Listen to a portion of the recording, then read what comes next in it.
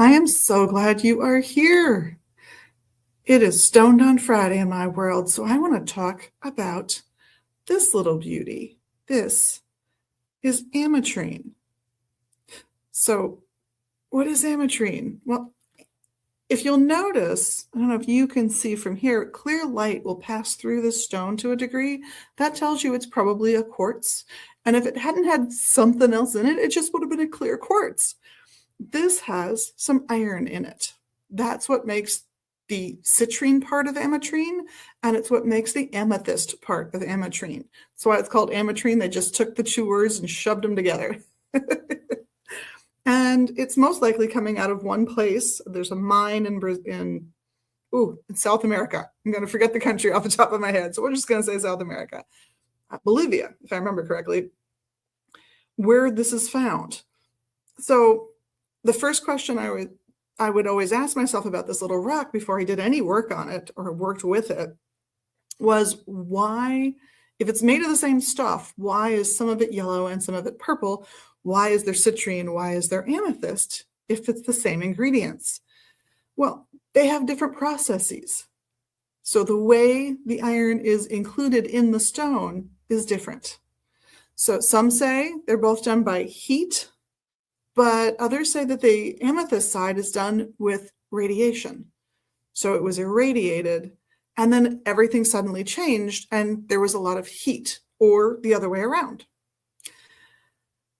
And the mine that does have actual ametrine in it, it's only about a third of the commercial mining that goes on there, because they get amethyst and they get citrine and they get clear quartz and they get a cloudy or snow quartz. They get all kinds of stuff out of that little mine. But ametrine is that unique combination where you're getting the same material treated two different ways over time, getting you a mixed bag of results because it's the same ingredients. So what does it do? Why would you want the two combined like that? Or if you can't find ametrine, why would you pick up an amethyst and a citrine and put them next to each other and work with them, for that matter? Well, amethyst is in part about wisdom. It's been associated with sobriety and the ability to be clear-headed, gosh, at least since bishops plus 1,000 years ago wore an amethyst ring to help ward off hangovers from a good night. And citrine has always been associated with joy and enthusiasm and the ability to sort of just go out there and take that leap. So this is a stone you would grab if you've got competing thought processes going on and you need to combine them, whether that's in your own head or between parties. Doesn't matter. This is how you kind of get them to coexist with each other. Neither has to dissolve into the other. You're not coming up with a new thing, but you are restraining with good judgment that boundless enthusiasm of the citrine. So the amethyst kind of comes in and says, whoa, let's take a second here. I know you want to get this done right now, and this is the best and coolest thing in the whole wide world, but you'll notice how uncomfortable that other person is over there, or how scary it is to yourself. And you need to pause and maybe just do it a little more slowly, just as enthusiastically, but a little more slowly.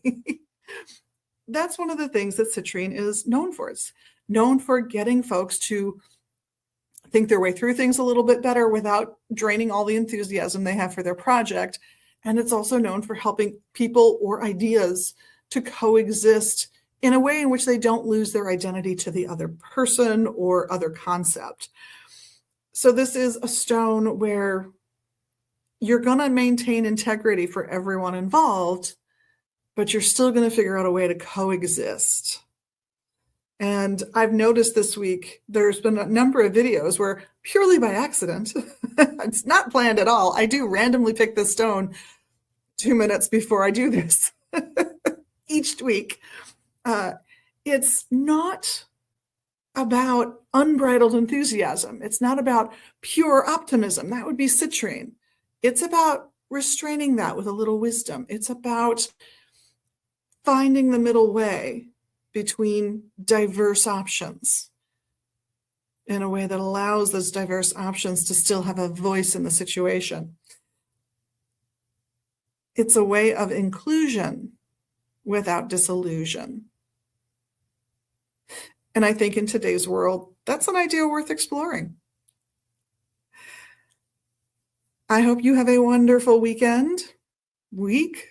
Don't know if you're watching this on the replay, if you're watching it when it gets posted on Friday, but either way, have an amazing day. And on behalf of myself, Liz, and the rest of the staff here at Megas Books and Herbs in Minneapolis and online at megasbooks.com, thank you for being your amazing, magical you. And of course, we appreciate the little magical things you can do for us here in social media land. I know you know what they are. Have an amazing week, and blessed be.